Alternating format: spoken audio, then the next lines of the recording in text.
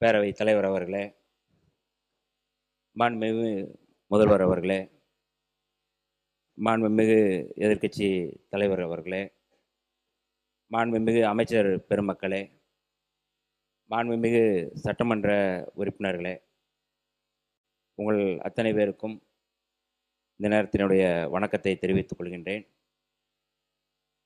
இந்த தீர்மானத்திற்கு என்னை பேச அனுமதித்த மாண்புமிகு பேரவைத் தலைவர் அவர்களுக்கு மீண்டும் என்னுடைய நன்றியை தெரிவித்துக் கொள்கின்றேன். இன்றைக்கு ஒரு வரலாற்று சிறப்புமிக்க 2 தீர்மானங்கள் இங்கே முன்மொழியப்படுகின்றன.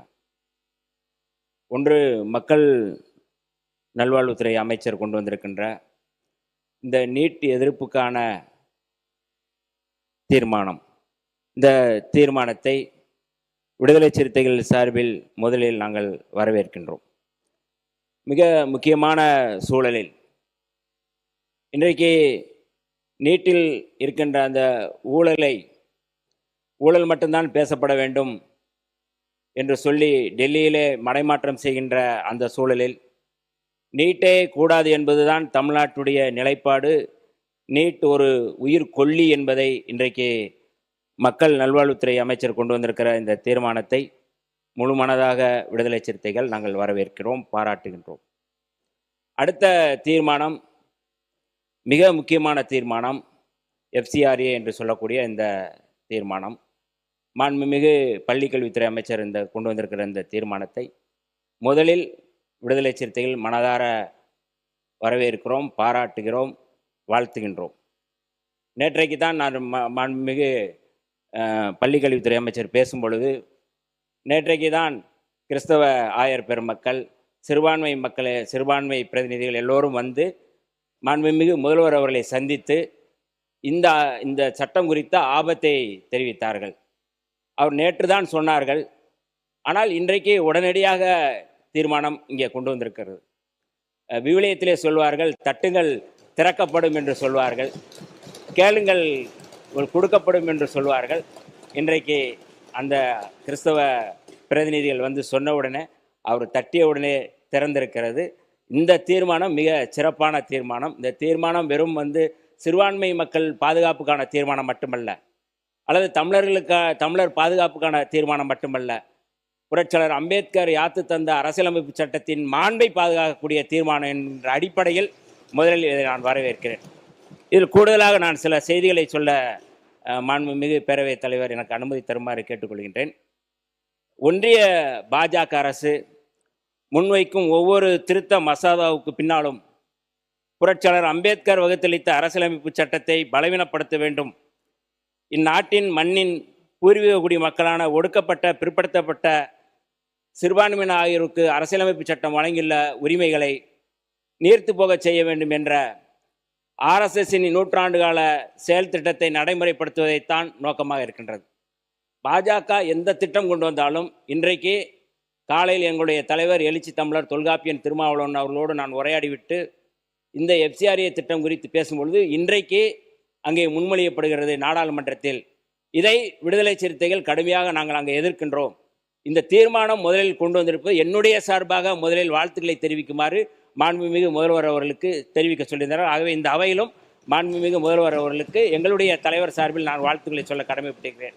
ஏன்னால் ஒவ்வொரு செயலுக்கு பின்னாலும் அந்த திட்டம் என்பது அரசியலமைப்பு சட்டத்தை நீர்த்து போக செய்கின்ற வகையில் தான் அவர்கள் செய்கிறார்கள்.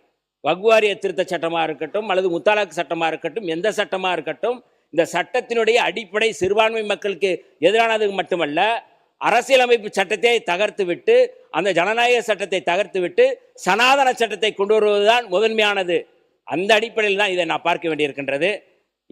இஸ்லாமியர்களை 2ஆம் தர குடிமக்களாக தரம் பிரிக்கும் குடியுரிமை திருத்த சட்டம், பஞ்சாப் ஹரியானா மாநிலங்களில் வசிக்கும் சீக்கிய விவசாயிகளை குறிவைத்து 3 வேளாண் திருத்த சட்டம், இஸ்லாமியர்களின் வக்பு சொத்துக்களை கையகப்படுத்தும் வக்பு திருத்த சட்டம் ஆகியவற்றின் மூலம் ஒன்றிய பாஜக அரசின் நோக்கத்தை அந்த உள்நோக்கத்தை நாம் அறியலாம்.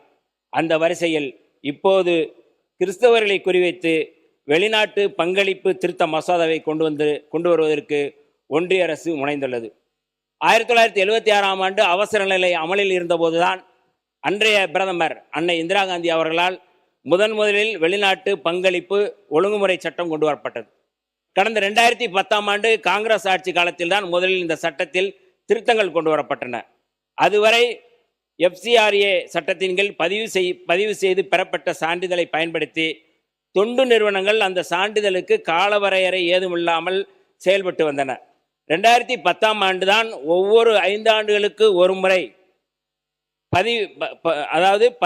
புதிய பதிவை புதுப்பித்து சான்றிதழ் பெற வேண்டும் என்று திருத்தம் கொண்டு வரப்பட்டது. மேலும் விதிமீறல் நடைபெற்றதாக சந்தேகம் எழுந்தால் தொண்டு நிறுவனத்தை முடக்குவதற்கும் சொத்துக்களை கையகப்படுத்துவதற்கும் அரசுக்கு அதிகாரம் அளிக்கப்பட்டிருக்கிறது. ஒன்றிய பாஜக அரசு ஆட்சிக்கு வந்த பிறகு, இது முதல் முறையான அது திருத்தம் அல்ல, ஒன்றிய பாஜக அரசு ஆட்சிக்கு வந்த பிறகு இதுவரை 2016, 2018, 2020 ஆகிய ஆண்டுகளில் வெளிநாட்டு பங்களிப்பு சட்டத்தில் கடுமையான திருத்தங்களை மேற்கொண்டு வந்துள்ளது. அதன் தொடர்ச்சியாகத்தான் கிறிஸ்தவ தன்னார்வ தொண்டு அமைப்புகளை முடக்குவதற்கான கருவியாக இச்சட்டத்தை ஒன்றிய பாஜக அரசு மாற்றியுள்ளது. கடந்த மார்ச் 25ஆம் தேதி மக்களவையில் ஒன்றிய அரசு அறிமுகப்படுத்திய வெளிநாட்டு பங்களிப்பு திருத்த மசோதா 2026 மூலம் மிக கடுமையான விதிமுறைகளை கொண்டு வந்திருக்கிறது. இந்த மசோதா படி வெளிநாட்டு நிதியுதவி பெறும் ஒரு தொண்டு நிறுவனத்தின் FCRA பதிவு ரத்தானாலோ, அது குறிப்பிட்ட கால இடைவெளியில் பதிவு புதுப்பிக்கப்படவில்லை என்றாலோ, அல்லது FCRA பதிவை தொண்டு நிறுவனமே அரசிடம் திருப்பி அளித்தாலோ, வெளிநாட்டு நிதியுதவி மூலம் அந்த தொண்டு நிறுவனம் ஏற்படுத்திய சொத்துக்கள், வங்கி நிறுவனம் ஏற்படுத்திய வங்கி கணக்குகளில் உள்ள நிதி ஆகியவற்றை அரசே கையகப்படுத்தலாம். அதாவது காலங்காலமாக கிறிஸ்தவ நிறுவனங்கள் இப்படியான கல்வி நிறுவனங்களை உருவாக்கி இருப்பார்கள். ஆனால் சிறிய தவறுகளை மேற்கொண்டிருந்தால் ஒட்டுமொத்தமாக சொத்துக்களை அரசே கையகப்படுத்தலாம் என்ற திருத்தம் இருக்கின்றது. மேலும் அந்த சொத்துக்களை நிர்வகிப்பதற்கு தனி அதிகாரி அல்லது அதிகாரம் கொண்ட அமைப்பை ஒன்றிய அரசு நியமிக்கும் என்று சொல்லப்பட்டது. அதாவது வெளிநாட்டு நிதியுதவி மூலம் ஒரு கிறிஸ்தவ தொண்டு நிறுவனம் ஏற்படுத்திய பள்ளிக்கூடம், மருத்துவமனை, ஆதரவற்றோர் இல்லம் ஆகியவற்றை ஒன்றிய அரசு கையகப்படுத்தலாம். மேலும் குறிப்பிட்ட கால இடைவெளியில் FCRA பதிவை புதுப்பிக்க தவறினால் நிரந்தரமாக அந்த சொத்துக்கள் அரசின் வசம் சென்றுவிடும். பின்னர் அவற்றை அரசு சொத்தாகவோ மாற்றவோ விற்கவோ ஒன்றிய அரசுக்கே முழு அதிகாரம் இருக்கிறது என்று மசோதா சொல்கின்றது. அது மட்டுமில்லாமல் ஒரு முறை வெளிநாட்டு நிதியுதவி மூலம் ஒரு மருத்துவமனை கட்டப்பட்டு பின்னர் உள்ளூர் நிதி உதவி மூலம் நிர்வகிக்கப்பட்டால் அந்த சொத்துக்காக FCRA பதிவை தொடர்ந்து பெற வேண்டும். இல்லை என்றால் அந்த மருத்துவமனையும் ஒன்றிய அரசை கைப்பற்றிக் கொள்ளும். வெளிநாட்டு நிதி பங்களிப்பு சட்டத்தின் அதிகாரப்பூர்வமான இணையதளத்தில், இதை மட்டும் நான் சொல்லி நிறைவு செய்ய விரும்புகிறேன், ரொம்ப முக்கியமானது. வெளிநாட்டு நிதி பங்களிப்பு சட்டத்தின் அதிகாரப்பூர்வ இணையதளத்தில் ஆகஸ்ட் 10ஆம் தேதி கணக்குப்படி நேற்றைக்கு 14,430 தொண்டு நிறுவனங்கள் FCRA சான்றிதழ் பெற்று செயல்பட்டு வருகின்றன. ஆனால் 22,496 சான்றிதழ்கள் ரத்து செய்யப்பட்டுள்ளன. 15,230 அமைப்புகளின் சான்றிதழ் புதுப்பிக்கப்படாமல் காலாவதியாகிவிட்டதாக அறிவித்திருக்கிறார்கள். மொத்தத்தில் FCRA சான்றிதழை இழந்த 37,726 தொண்டு நிறுவனங்களின் சொத்துக்களை ஒன்றிய பாஜக அரசு கையகப்படுத்தப் போகிறது. இவற்றில் பெரும்பாலானவை கிறிஸ்தவ சேவை அமைப்புகளின் நிறுவனங்கள் என்பது, கல்வி நிறுவனங்கள் என்பது குறிப்பிடத்தக்கது. மாண்புமிகு பேரவைத் தலைவர்களே, இச்சட்ட மசோதாவால் அதிகம் பாதிக்கப்பட போகிறது தமிழ்நாடு தான் என்பது அதிர்ச்சிகரமான செய்தி. FCRA இணையதளத்தில் உள்ள தரவுப்படி, நான் அந்த தரவுப்படி தான் பேசுகிறேன், இந்தியாவிலேயே அதிக தொண்டு நிறுவனங்கள் தமிழ்நாட்டில் தான் செயல்பட்டு வருகின்றன. இதற்கு முன்பு கூட மதுரையில் தொடர்ந்து செயல்பட்டு வந்து கொண்டிருக்கின்ற மக்கள் கண்காணிப்பகம் என்ற அந்த நிறுவனம் கூட இந்த FCRA சட்டத்திற்கு முன்பாகவே அது மிகவும் பாதிப்புக்குள்ளாகிறது. அந்த அமைப்பினுடைய தலைவர் ஹென்றி டிபேன் அவர்கள் கூட அந்த சட்டத்தின் மூலமாக அவர் பாதிக்கப்பட்டிருக்கிறார்கள். அதற்காக இந்த செய்தியை சொல்ல வருகிறேன். மொத்தம் 6,743 அமைப்புகள் உள்ளன தமிழ்நாட்டில். ஆனால் 2,100 அமைப்புகளுக்கு மட்டுமே FCRA பதிவு தரப்பட்டுள்ளது. 4,643 அமைப்புகளின் பதிவுகள் ரத்து செய்யப்பட்டுள்ளன அல்லது காலாவதியாகிவிட்டதாக அறிவிக்கப்பட்டிருக்கிறது. இத்தகைய கொடூர சட்டத்தை தான் ஒன்றிய பாஜக அரசு கிறிஸ்தவர்களை குறிவைத்து கொண்டு வந்துள்ளது. நேற்று இந்திய அளவில் ஆகஸ்ட் 10 கருப்பு நாளாக கிறிஸ்தவர்கள் வருடந்தோறும் கடைபிடித்து வருகின்றனர். 1950ஆம் ஆண்டு ஆகஸ்ட் 10ஆம் தேதி குடியரசுத் தலைவர் ராஜேந்திர பிரசாத் பிறப்பித்த ஆணையின்படி இந்து மதத்தை தவிர வேறு மதங்களை பின்பற்றும் எந்த ஒரு நபரையும் தலித் இனத்தவராக கருத முடியாது.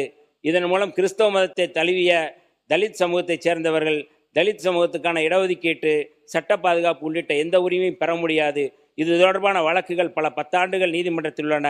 இதற்காக அமைக்கப்பட்ட ஒன்றிய அரசின் நீதிபதி கேஜி பாலகிருஷ்ணன் ஆணையமும் காலம் கடத்தி கிடக்கிறது. இந்த பின்னணியில்தான் நேற்றைய கருப்பு தினத்தை கிறிஸ்தவர்கள் அனுசரித்து வந்து கொண்டிருக்கிற இந்த சூழலில் இன்று கிறிஸ்தவர்களுக்கு எதிராக, சிறுபான்மை மக்களுக்கு எதிராக, சிறுபான்மை இனத்துக்கு எதிராக ஒன்றிய பாஜக அரசு கொண்டு வர துடிக்கும் கருப்பு சட்டத்துக்கு எதிராக நமது அரசு, வெற்றி அரசு கொண்டு வந்துள்ள இந்த தனித்த தீர்மானம் வரலாற்று சிறப்புமிக்க முக்கியத்துவமான தீர்மானமாக நான் கருதுகின்றேன். இதற்காக முழுமையாக பாராட்ட வேண்டிய தேவை இருக்கின்றது. ஒன்றிய அரசால் குறிவைக்கப்படும் சிறுபான்மையினரோடு அவர்களின் நலன்களை பாதுகாப்பதற்கு நாங்கள் இருக்கிறோம், இதோ நமது அரசு இருக்கிறது என்பதை அழுத்தம் திருத்தமாக இந்த தீர்மானம் சொல்கின்றது. ஜெர்மானிய பாதிரியார், லுத்ரன் பாதிரியார் மார்ட்டின் நிமோல்லர் ஒரு புகழ்பெற்ற கவிதையோடு நான் என்னுடைய உரையை நிறைவு செய்ய விரும்புகின்றேன். முதலில் அவர்கள் கம்யூனிஸ்டுகளுக்காக வந்தார்கள், நான் பேசவில்லை, ஏனெனில் நான் கம்யூனிஸ்ட் இல்லை. பின்னர் அவர்கள் சோசலிஸ்டுக்காக வந்தார்கள், நான் பேசவில்லை, ஏனென்றால் நான் சோசலிஸ்ட் இல்லை. பின்னர் அவர்கள் தொழிற்சங்கவாதிகளுக்காக வந்தார்கள், நான் பேசவில்லை, ஏனென்றால் நான் தொழிற்சங்கவாதி இல்லை. பின்னர் அவர்கள் யூதர்களுக்காக வந்தார்கள், நான் பேசவில்லை, ஏனென்றால் நான் யூதன் இல்லை. பின்னர் அவர்கள் எனக்காக வந்தார்கள், எனக்காக பேச யாரும் மிஞ்சவில்லை என்று அந்த கவிதை சொல்லுகிறது. மாண்புமிகு பேரவைத் தலைவர் அவர்களே, இந்த கவிதையினுடைய நோக்கத்தை, இந்த கவிதையினுடைய ஆபத்தை உணர்ந்து இந்த தீர்மானம் நிறைவேற்றப்பட்டிருக்கிறது. இது யாருக்காகவோ எழுதப்பட்ட கவிதை அல்ல, நமக்காக எழுதப்பட்ட கவிதை. நேற்றைக்கு வக்ஃபு வாரிய திருத்தச் சட்டம் கொண்டு வரும்போது எல்லோரும் அமைதியாக இருந்தார்கள், கிறிஸ்தவர்கள் உள்ளிட்ட எல்லோருமே அமைதியாக இருந்தார்கள்.